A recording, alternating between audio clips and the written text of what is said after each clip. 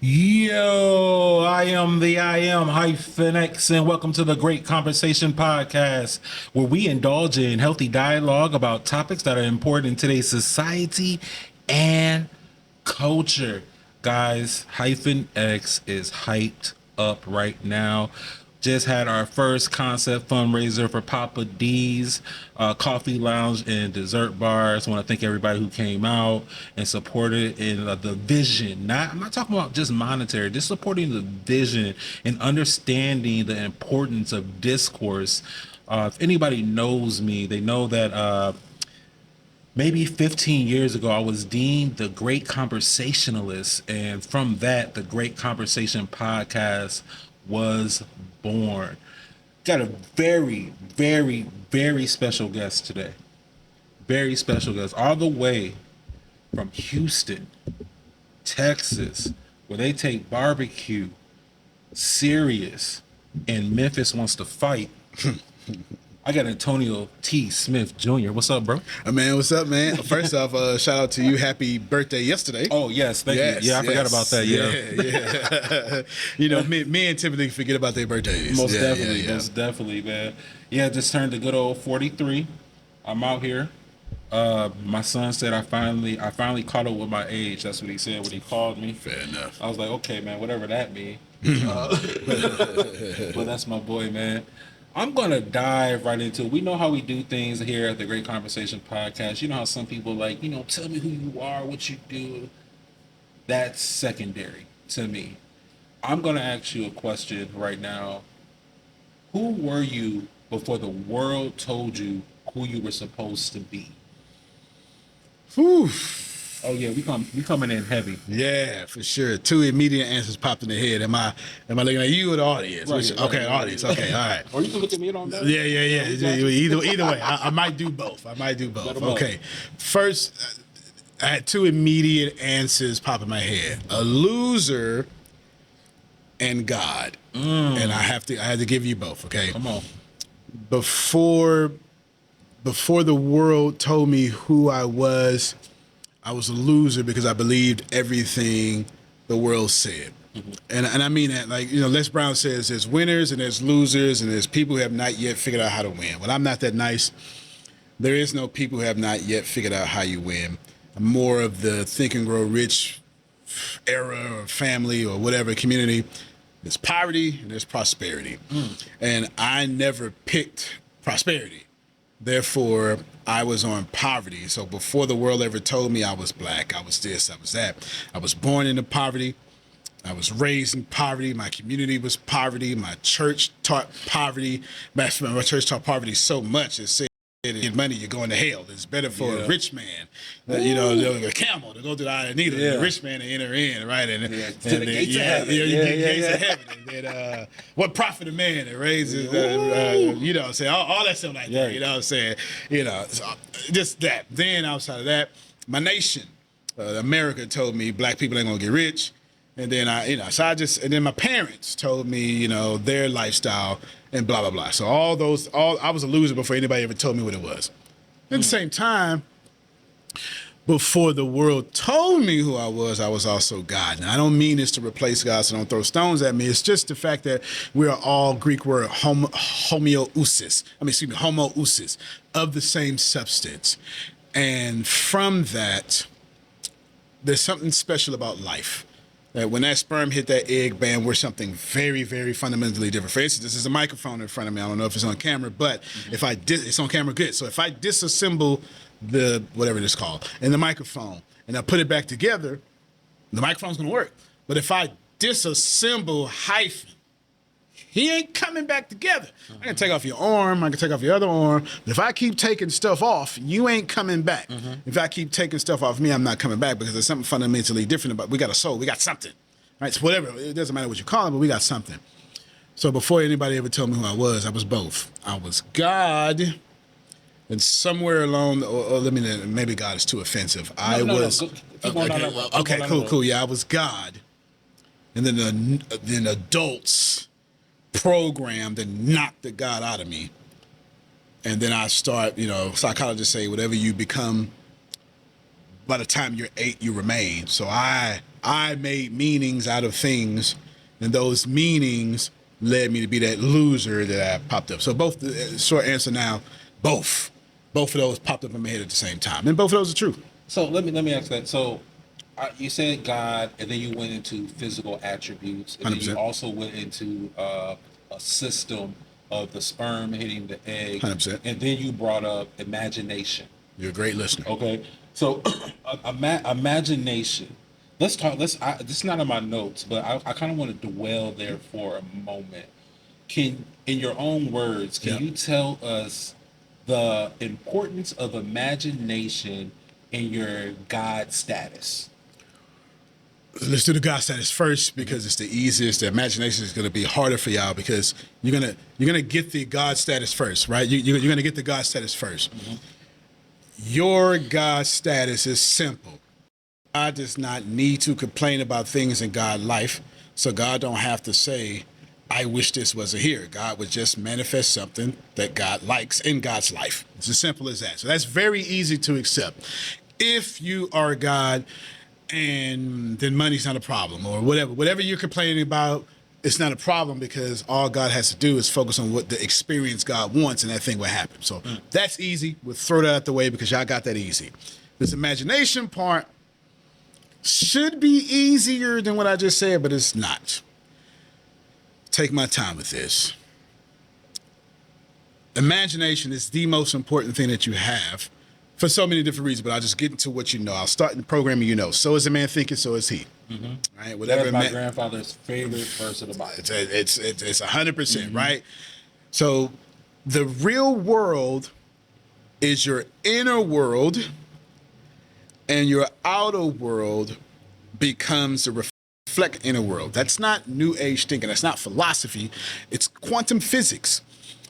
We are the conscious, so quantum physics says we're the conscious observer. So there's superposition of infinite wave of possibilities. You don't have to argue with this. We literally have microscopic evidence. We have the pictures that things exist every place at one time. But the conscious observer with his or her imagination will collapse the infinite wave of possibilities into what we consciously observe with our frame of reference, our worldview. Don't have to believe in that. Just Google double slit theory, take it from there. So essentially, our imagination collapses the infinite possibilities of what we could have to the limitations of our imagination. So you can be a millionaire, but you're going to collapse it to your imagination. So I'll give you two examples and I'll be done. If I say you're going to be a millionaire, every last one of you are going to say, yeah, of course I am. And now if I say you're going to be a millionaire in the next 13 seconds, immediately the real you just popped up in your imagination. Yeah. Because once I put that constraint on it, that 13, your imagination went, nah, it's not possible. Okay, and so you just collapse the infinite wave of possibility that's not possible. But here's the deal. Elon Musk makes $1 million every second. Jeff Bezos makes $1 million every 7 seconds. So it's possible. It's just not possible in your worldview. Last story. Everybody wants to change their reality, but your reality is a reflection of your imagination. Oh, wow. Right? Mm-hmm. Your reality is a reflection of your imagination. If something is a reflection, it's only showing you what you are. So in order to change your reflection, you got to change the image. So you don't look at the mirror and go, stupid mirror, I cursed. No. Change the image. Change what the mirror is reflecting. And that's literally, so this universe, or whatever you want to call it, this reality is simply a manifestation, a reflection of your imagination. Whatever you hold up here, you will hold right here. So what I'm hearing you say is that your imagination are your thoughts without a leash. 100%. The body can't go anywhere the mind has not first traveled. You can't quit your job until you quit it mentally. You can't cuss somebody out until you cuss them out mentally. You can't lose weight until you lose it mentally. Your body, your feet must follow your mind. Your feet don't take your mind there. Your mind got to go there first. And if your mind has no leash, then your body has no boundaries, right? But here's the great thing about this. If nobody is coming to help you, then it's also true. Ain't nobody coming to stop you. Oh man, Right. that is the other. That's the other way of looking at it. Yeah. Man, it makes so much sense, but I've never thought that. Yeah. You know what I'm saying? Like nobody's coming to save you, but yet there's no one to stop you. No. That is very, very powerful. Man. Yeah. Yeah. In the words of Dean Cochran, my dad. Yeah. Damn. Like man, that right there. Let me ask you this. 100%. So when was the last time you looked in the mirror? Which we're talking about, and you didn't like what you saw, not physically, Fair enough. but internally. The real answer is every damn day. That's the real answer. So here's the deal. I'm not successful because I don't see stuff in the mirror I don't like. I'm successful because I override that imposter syndrome that makes me not see the stuff in the mirror that I don't like. Right? There's a big difference. Every second, there's a scripture in the Bible, not to make this a Bible, and I don't even care, well, I do care about the Bible. I don't care about the Bible in this context, but it's appropriate here. There's the Apostle Paul says you got to die to the flesh daily. What he's saying is there's crappy parts of you got to kill daily, and guess what? When you wake up in the morning, that crap coming back. Right, it's coming back. You had to kill that again daily. So every day I gotta kill my imposter syndrome. Most high achievers, we got imposter syndrome, and I got it bad. All right, I've got it bad. It doesn't matter what I got. Just know I don't think I got it. Right, I don't think I earned it. Blah blah blah. So every day, man, I get up. Every day I get up and I see some stuff in the mirror that I don't like. I see some stuff in my mind I don't like. And I say I need to get better. And I need to do this. And I need to do that. The truth is, though, then I override that. I say, F that, to be honest with you. Or I say, it doesn't matter. You can cuss on my show. Okay, cool. You know what I'm saying? I say, fuck that. You know what I'm saying? And the truth is, I have to, because I got to move before I'm ready. The thing about growth is growth means you're not ready. That's literally what growth is. Like you're not ready for growth. Growth is something that you're not ready for. You're not ready to be a millionaire. So go do it anyway. Right? You're not ready to lose weight. So go do it anyway. Discipline is keeping that. I want to say I heard this somewhere before. But anyway, I don't know who to quote if I did. But discipline is keeping that motivation to do that thing you said you was going to do way after the motivation of what you said you was going to do is gone. It's gone. It's gone. You feel me? So yeah, I hate myself every day, and I override that shit. So, man, this is crazy because let me tell you, he didn't have any idea what I have no idea what I was going to ask, and it's falling in line here. It's falling in line here. We talked about imposter syndrome. I got it bad. And just for those who may not be familiar with that term, can you explain what imposter syndrome is, like you're explaining it to a fifth grader?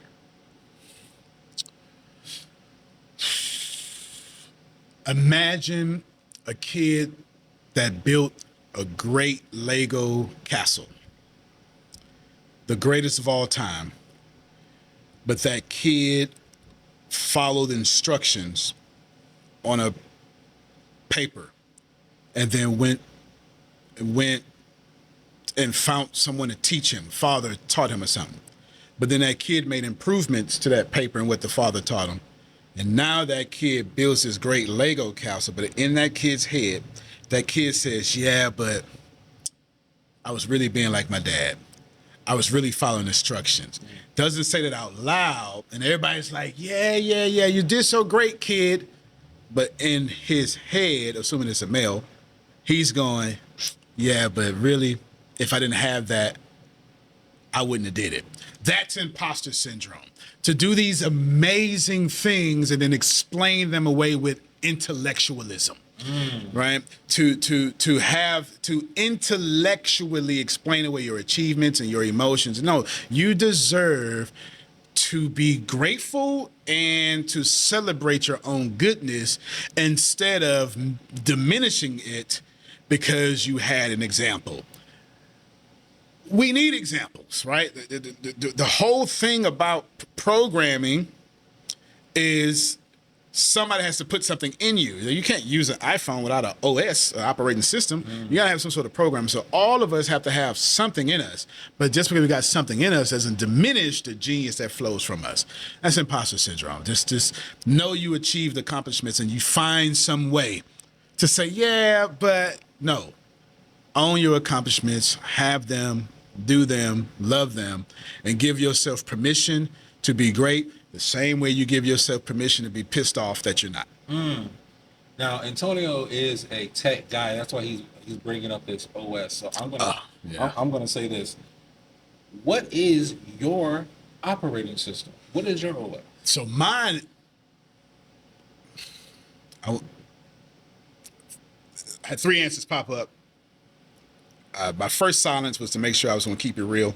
My second silence was see if I can merge them into one. My third silence was I can't keep it real. I am going to merge them into one. Okay. Confirmation. Yeah. I've got to the point where I know how to master awkward silences. My operating system is twofold. I am so grateful that my parents were jacked up. I love them. My mom, she sleeps with her ancestors down. My pops is in prison. I am so grateful that my parents were messed up because they gave me my current operating system. And what is that? My parents never had the opportunity to put low self-esteem in me. I've never in my life heard money don't grow on trees. I didn't grow up with parents. I never heard. I never heard when we go in this store, don't ask for nothing. Don't think about that. I never heard these. So the things that hold y'all back, actually made me my operating system. So are you saying that you don't have a negative relationship when it comes to money? No, because I never had a parent tell me a negative relationship to come with money. Wow. Because at 5 years old, I was homeless and I had to eat. I was homeless from 5 to 15. I got adopted on my birthday, July 20th, 1996. So literally, I had to eat. And I had to be a 5-year-old that had to learn how to sell. Now, what I sold is, it may not be for this podcast, but I had, you know what I'm saying? I had to learn. And as a 5-year-old, I had to say, I'm finna get this 75 cents. You can tell I was born in 1981. I had to get this 75 cents to get me these 2 moon cookies I'm trying to get, right? And these grandma cookies for 50 cents. And these 4 bag of chips for $1. You know doggone well we talking about the 80s and the 90s, right? You know what I'm saying? Right. But I had to do that, and nobody could tell me different because nobody told me different. So my operating system is one-fold, it's twofold, it's one thing but bifurcated. My parents never got a chance to jack me up, and since nobody ever jacked me up, I just thought I could do anything. Actually, I didn't even think I could do anything. I had to do anything because it was survival. If I didn't adopt that spirit, I wouldn't have survived. I just wouldn't have survived. And that's my operating system. I've been through worse. What I hear is that it's not only that, but it's a single player mode. Like that's kind of what I'm hearing. Yeah, I like that. I like what you like. It's a single player. It's not a single player mode in the respect of I think I'm self-made. Correct. Because no, bullshit. There's no such thing. You're right. Like, I didn't change my diapers. I didn't give birth to me. And then the money I make, I gotta sell to people, and I gotta have a relationship with those people buying from me. So I can't be self-made. That's trash. We just say that, but that's trash. But it's absolutely single player because I'm not in competition with nobody. Yeah. I'm in competition with me. You know what I'm saying? I'm I'm thinking about me. I'm thinking about what I could do with my life, what I'm going to do. I've been out here all day, but I've been programming on my phone. All day. I ain't been tripping. I don't care if it's one person in here or 1,000 people in here. I'm going hard no matter what because this is about me. I'm trying to be better than I was yesterday. Nope. I'm trying to crush what I was yesterday. Whatever I was yesterday, I'm trying to obliterate that. 100% obliterate that. And I'm trying every 10 minutes, I'm trying to just I'm trying to analyze what I was, and I'm trying to obliterate what I was, which is my own philosophy. 1, I'm gonna do whatever I want. Whether you like it or not, I'm gonna do whatever I want. I'm gonna do whatever I want, whenever I want, however I want. That's step 1. Step 2, after I do what I want, I'm gonna analyze it. Did it work out for you? No, I ain't doing it no more. Simple. I ain't doing that no Simple. more. I ain't doing that Simple. no more. Right? I don't need you to correct me. If my harvest says it don't work out for me, I'm done. I'll find another way. That is God status to me. Yeah. Because God, the way of God to me, well, not even to me. If you look at the evidence, the way of God is trial and error. 100%. You know what I'm saying? White supremacy is oppressing us from trial and error. They figured it out. Now, just let it be known, I didn't bring up white supremacy first. Okay, I didn't bring it up first this go around. I get accused a lot for bringing it up, and I'm gonna tuck that question over here because we're gonna get to that. We're gonna get to that. So we heard you say that every morning you get up, you look in the mirror, and you have you. I doubt myself. And to quote you, Yeah. I hate myself every morning. Facts. Okay. Now I have a 2-part question. Okay. Okay. What part of your childhood still shows up in your adult life? 100%. And what version of yourself are you trying not to become? So the version of myself I'm trying to become, that does not apply to me. That is dead. I don't have that problem, which is probably why I'm successful, because I am going to become what I say.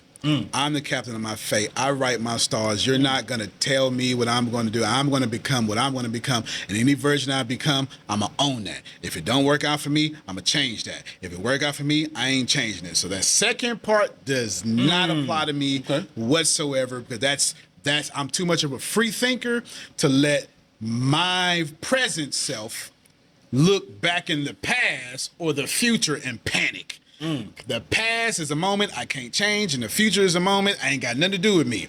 Presently, I control my future by being present. So that second part doesn't apply to me. But the first part, it applies to me incredibly. What am I doing from my past and I'm carrying into my present is a profound question, and I have the answer because I'm in therapy. I stay in therapy. 100%. I'm a veteran, so I keep myself in therapy. And I just got past it. I just did dynamic relationship therapy the last 15 weeks. And now I'm in, I don't even know what this therapy is called. And I just started last Monday. In fact, as a matter of fact, when I leave here, we skip Monday and I go back Wednesday at Houston, VA to do this therapy. And I know what I'm talking about now, and I know what I just talked about then. Now, different. Then, the last 15 weeks, here's what I discovered. This is too deep too, bro. Shame on you for asking this question. It's too deep.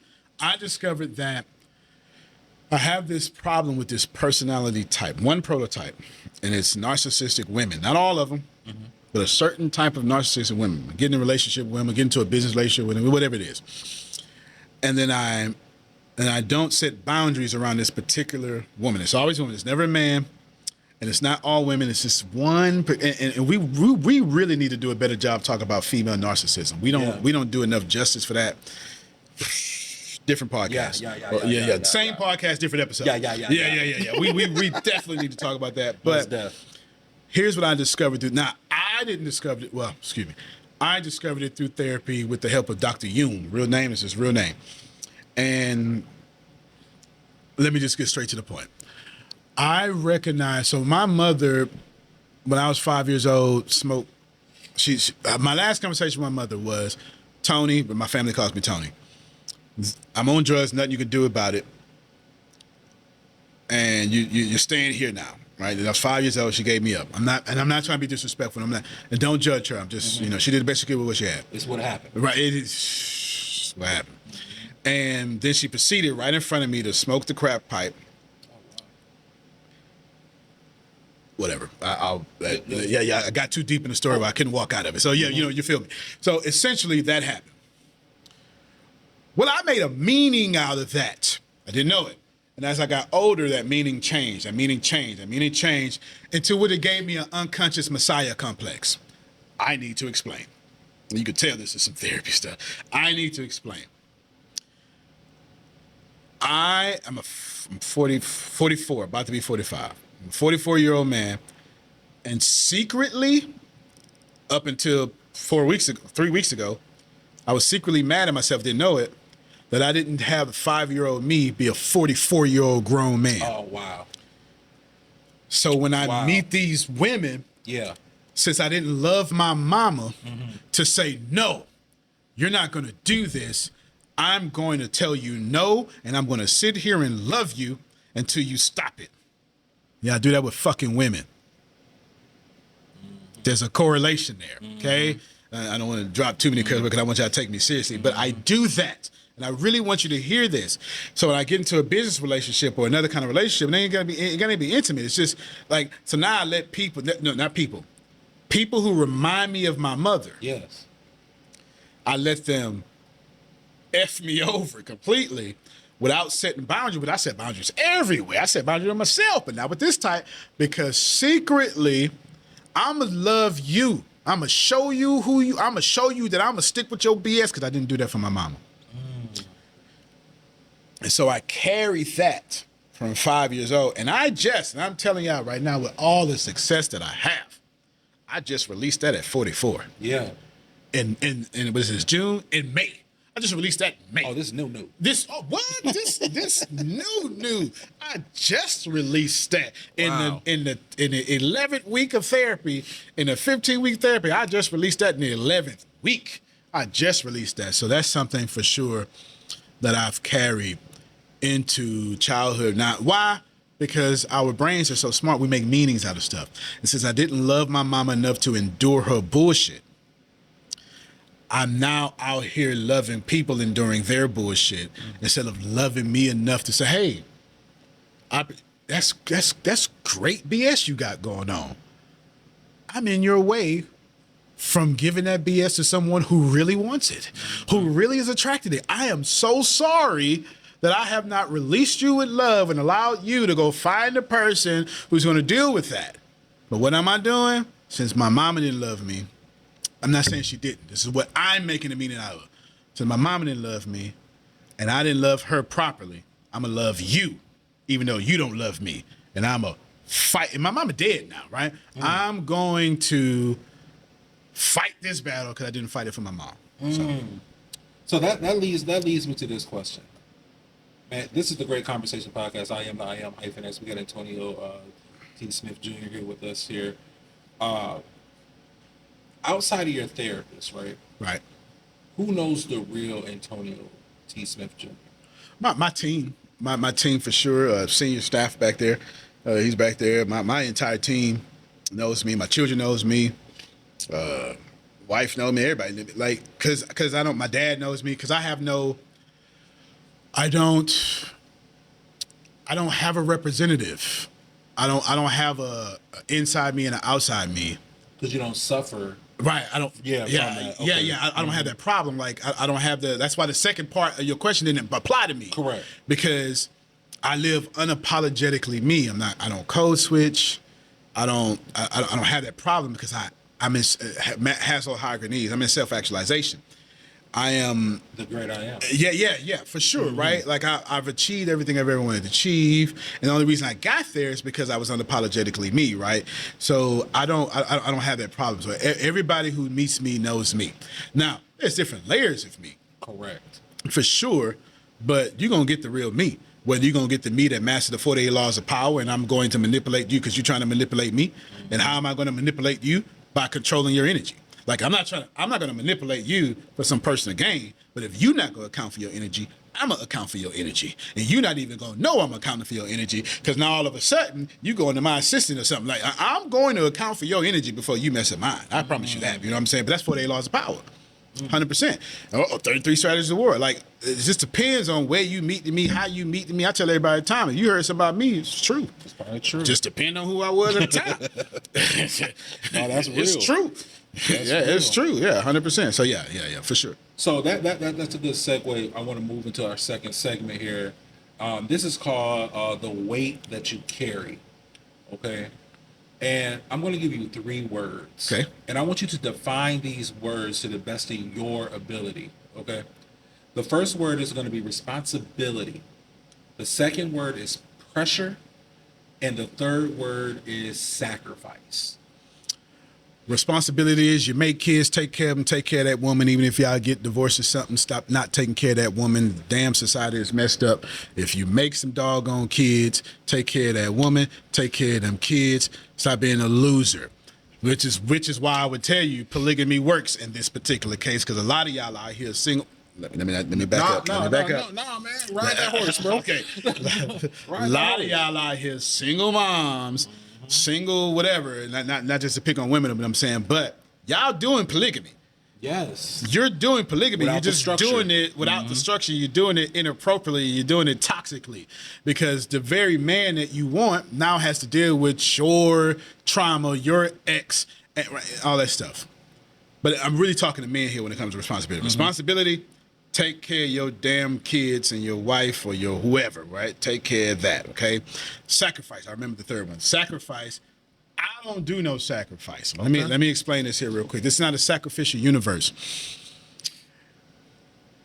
It goes against my belief. If I said I'm God and we're God, God don't have to sacrifice. Now I know.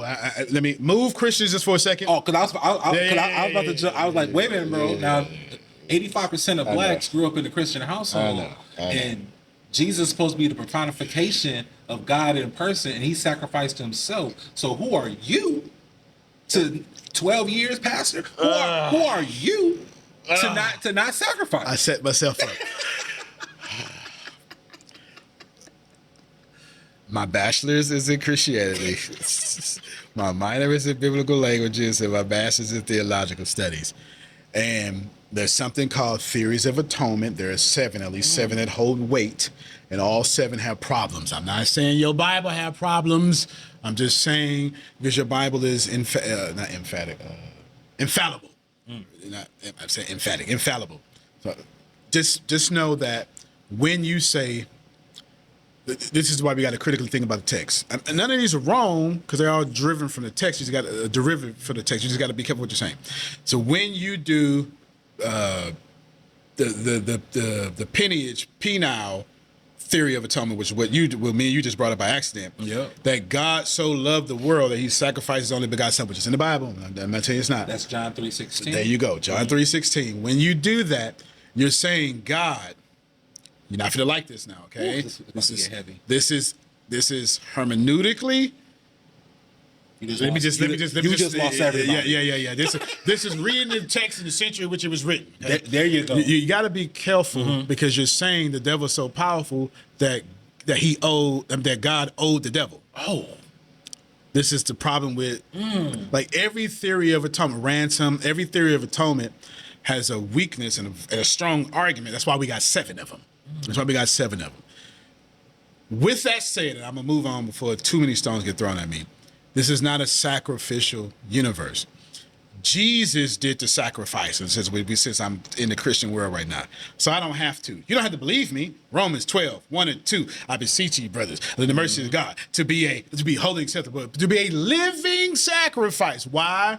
Because Jesus gave his life, so I need to give my living. 2 different things. So the sacrifice has already been done. My job is to give my living, which is my reasonable service, is what the Apostle Paul would say. Okay. So basically, I don't have to sacrifice because sacrificing is separating me from God in this particular saying, and I know y'all mad at me for saying this, because all I got to do is be still, go to the throne of grace boldly, and declare what I want, and it shall be done. I want you to use the other word you was going to use and start with a D. I want you to use the other word. Demand. I want you to demand what I want. Yeah. Because it's in it, right? Ask, believe, receive. It's all in the Bible. It's all in there. It's all in the Quran. It's everywhere. Listen. I'm just saying. So that's bold. It's bold, right? It's bold. I get to demand what I want. And according to James, I'm trying to make the Bible, but the reason why I have not is because I ask not. But when I do ask, I ask with incorrect motive, so I don't get it. Right? This is literally because you're not being bold. Right, I'm not being bold. You're being selfish. I'm being selfish, and I probably got some selfish agenda too. Right? You know what I'm saying? And I got so much karma, so much reap what you sow lined up. I can't even get the good things that I want. Now I'm trying to avoid consequences. Exactly. I'm trying to avoid. I'm using God as a fire insurance policy. I'm using God to get me out of hell. I love the Bible, but I hate God. Right? You know, so I'm going to weaponize the Bible against you, but I act nothing like God. Right? You know, we got to be careful with that. I mean, anyway, I forgot what the second one was. I'm sorry. I've been 1 and 3. What was the second word? Oh, my God. Well, it was responsibility, pressure, sacrifice. And I think pressure. I don't really have a place in my life for pressure. Well, are you having a negative approach to pressure right now? Because pressure doesn't have to be negative. Fair enough. I did have a negative approach to pressure, not in me personally, but my mind went. Yes. Like a lot of us, we think we perform well under pressure, so we wait till the last minute, create pressure, and then perform well. You could have did it on time, Tina. You could have did it on time. You psyched yourself out. You could have did it on time, right? Right. So that's what I was thinking when you asked it. But pressure, for me, creates a problem because I'm a scientist by nature. I'm an engineer, and I'm a wannabe quantum physicist. Why would I have pressure when I could just change my conscious observer and identify the reality I want? So the pressure is more on if I'm going to do the shadow work to deserve the reality I want for myself. That's the only pressure that I feel I would have. Yeah. Great. I love the way you just put that. That was awesome. I'm not even going to stay there. We're going to move to segment 3. Cool. Because you just annihilated that. All right, segment 3. This is the moment that changed you. Now, we were talking offline. Yeah. And you brought this up. Yeah. I'm going to ask you I'll keep it real. Yes. Dig deep and tell us the moment that changed you, the conversation between then and now. Which part? The pastor part? Because we have a few, like, which? The part which what I heard you say, and I quote, that my wife slept with my best friend and I almost killed him. Yeah. Okay. So back in 2005, I'm obviously not to live with this woman anymore. She's like, okay, wife slept with my best friend. The moment that changed me was I tried to kill him. And I went to jail for it. And I'm not even sure if I really apologized for my actions. So let me back up a little bit, okay? I am not a good person. Let me just start here. Yeah, I've heard you said that before. Yes. Okay. I'm not a good person. I am a very wicked person that has my wickedness under voluntary control. I'm a very dangerous, violent man. Top secret security clearance for the United States military, former former Special Operations Intelligence Sergeant. What I did doesn't matter. I'm a very dangerous man. Krav Maga, Brazilian Jiu-Jitsu. And then before that, I was dangerous growing up homeless. And before that, I just got too much testosterone. So I'm dangerous then, right? I'm not a good person. I choose to be a good person. Okay, I choose to be a good person. So you overcome every day. That's every day. I am nature versus nurture. Maybe I was born a good person, but my life made me an asshole. And I've had to learn how to be a koala and not be an asshole. Yeah, like I'm not a good person. Maybe I was born a good person, but I'm not a good person. And you don't survive my childhood being a good person. Yeah. All right. But what got me here won't get me there. So I had to learn how to care about Otis, and right. I have to learn how to care about Dinesh. I have to learn. I don't naturally give a shit about Otis or Dinesh. Maybe I did when I was born, but you don't come out of what I come out of going, hey man, you gotta care for everyone. Yeah, you know what I'm saying? Yeah, no. I'm an animal. So whatever, rightfully so. Some might accuse that you're in that makes you in survival mode. And that survival mode made me successful, but it doesn't make me successful now. Okay. Because the very survival that made me it made me successful up to a millionaire, but it'd never make me a billionaire, right? No, because now I get paid now for taking people out of survival mode. I don't get paid for being in survival mode.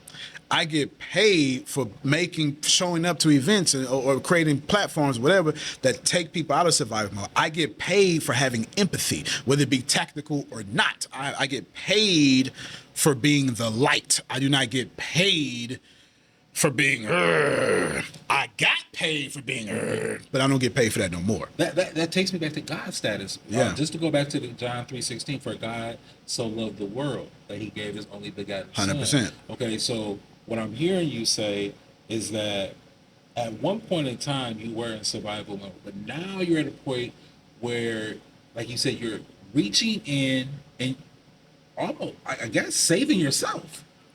Right, because, okay, so I'm not going to forget your question, but there's two things here.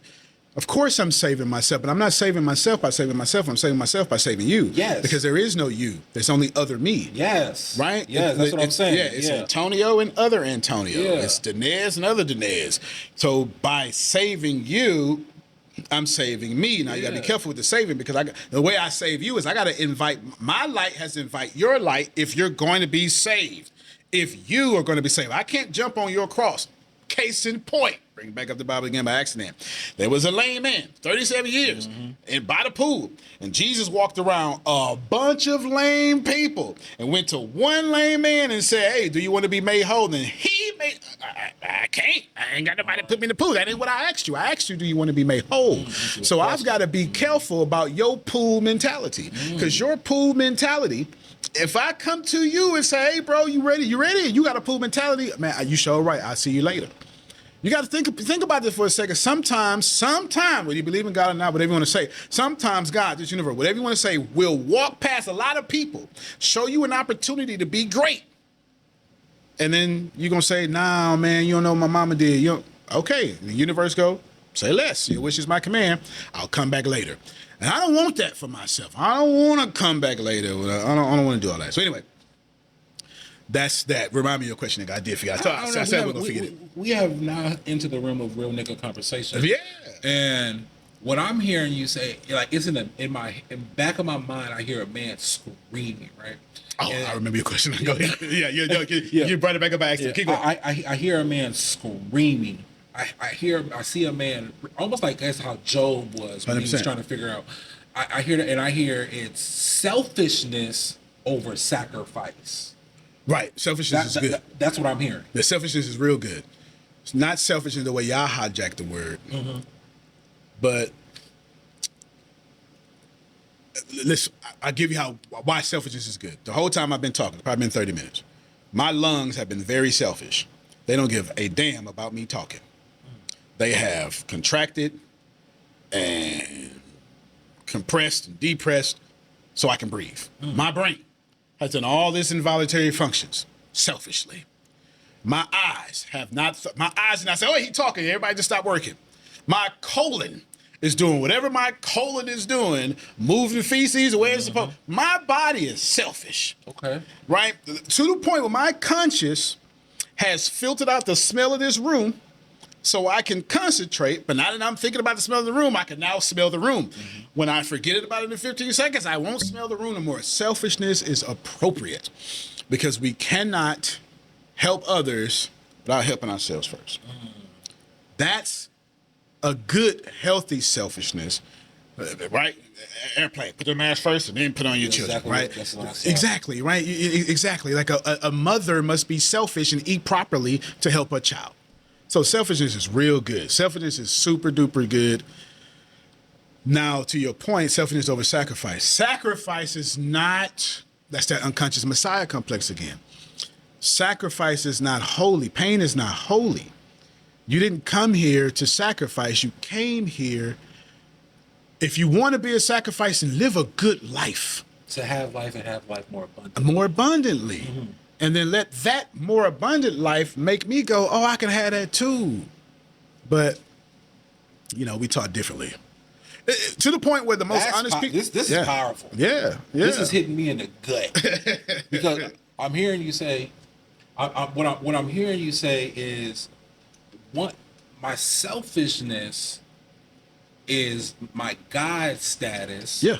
Because what people may deem as a sacrifice to me, I'm being selfish because I see me in you, so I'm pulling me out of you. That's universal law. You in order to receive, you got to give. So I got to give into you to receive something. Plus, don't you serve a selfish God? Whoop. Ain't that what your scriptures say? All through the Torah, the Quran, the Bible, they all say the same thing. You got a jealous, selfish God. It's true. It's true. Selfish is good. That's deep. We just hijacked the word and made it mean something else. Man, that is deep. They gonna cancel me.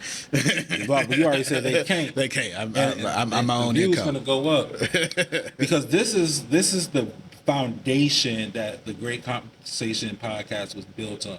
To have difficult, uncomfortable conversation, like we always say here at the Great Conversation podcast, you don't always have to agree to have a great conversation. I don't have to agree with what you're talking about. I just need to understand where you're coming from. But in fact, I'm gonna tell you, I don't agree with me. Go prove me wrong. Yeah. Do the research. Go prove me wrong, because doing that is gonna make you find out I'm either right or you could do better. So don't agree. Man, this is why would you agree to be in the age of AI? Put this stuff in ChatGPT or something and have a conversation.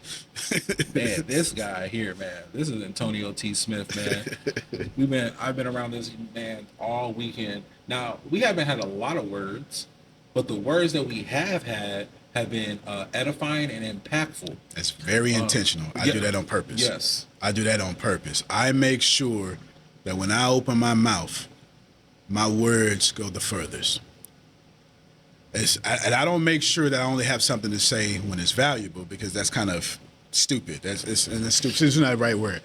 I don't want to just exist to where when I talk, I look good. That's low self-esteem, so I don't have that problem. Yeah. However, I do understand power. And I do understand if I'm going to say something, then I'm going to act my worth. And I'm going to make sure that when I talk like a billionaire. I'm going to make sure of that. I'm going to make sure that my body looks like a billionaire. I'm going to make sure that my health matches a billionaire. My words and my mindset matches a billionaire. Am I right? Yeah. Do I sound like a billionaire? Yes. Yes. Is my well, it doesn't matter what my net worth is. Obviously, it's in the billions, but yes, right? I'm only going to sound like that. So that's intentional. I'll talk any time of the day, but just make sure that when I do talk, it means something. Yes. Yeah. Most definitely. So now that you said that, we're about to wrap it up. My show is very quick. It's a power hour. What do you hope people feel when they speak your name after you have departed this place? That my physical presence made an impact and that I was the light. I don't know. Yeah, that's it. I mean, there's really, I can expound on it, but I don't really need to. I'll just say a couple more sentences. I just want, when I leave the room, not only that you feel good, but my impact was good. That you walk away, angry or not, but you walk away thinking, I'm going to be better. And I want my, whatever better is for you, like not my version of better, whatever better is for you. So I just want to be light. And I just want my physical presence to have an impact. And what part of your story do you think is going to matter 100 years from now?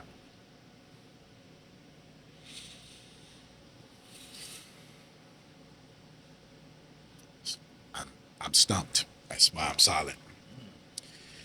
I've heard of my stories going to matter 100 years from now. It won't be that I was. Do you think it's going to matter? The world is going to say it's because I was a billionaire and the way I did it, and it's going to inspire a lot of black kids to do it. But that's not. It's true, and I'm not going to take that away. But that's not it. I think the answer to that question is that I took care of my wife and my kids, and my kids made me a better man. That I had no respect for the word father. Well, I don't want to say respect, but I had no place in my life for the word father. And I had no place in my life for the word mother. And then when me and the wife got together and had kids, I didn't even celebrate Mother's Day. She had to teach me how to do that. So shout out to Monique. She had to teach me how to do that. And at the end of the day, my kids saw me not as the image I wanted them to see. They saw me as genuinely flawed, figuring this out. And I taught them, I'm figuring it out. Here's my mistakes, learn from yours. And my kids made me a better person. I think that will be impactful in 1,000 years from now. If not, then my close second or maybe first would be my ability to be 100% transparent. I've answered these questions. Like, some of these answers make me look bad. Like, yeah, man, you know what I'm saying? My mom, I was and then I'm out here with the women. But I ain't got no representative, right? So at least I died me and I lived me. And I faced life and death like a warrior. Maybe that. I like that. Yeah. Now, in the spirit of the Great Conversation podcast, I want you to reduce your life right now into a single sentence. What is that sentence?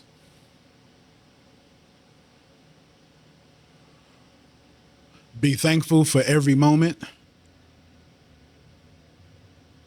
Know the light and praise it. Well, y'all, Antonio, tell them about Drift Funnels, and then we're going to get up out of here. Drift Funnels, I'm sure it's going to be on the episode of this here, driftlessvip.com. Vertical intelligence platform. Essentially, it's my own AI, I own everything, but it is to raise the poor and the middle class. You want money, you want a business, tell my free AI what you want, and it will build it for you, sell it for you, close it for you, overcome sales objections for you, nurture your leads for you, market for you, create content for you, all that just by typing in the prompt. That's Drift Funnels. It's turning you into what I like to call a one-man gang. 100%. All the way. Yeah. Man, I appreciate you coming on. I appreciate you. I don't have too much more to say, man. This has been a heavy episode. Guys, remember what we always say here at the Great Conversation podcast, that you don't always have to agree to have a great conversation. Peace.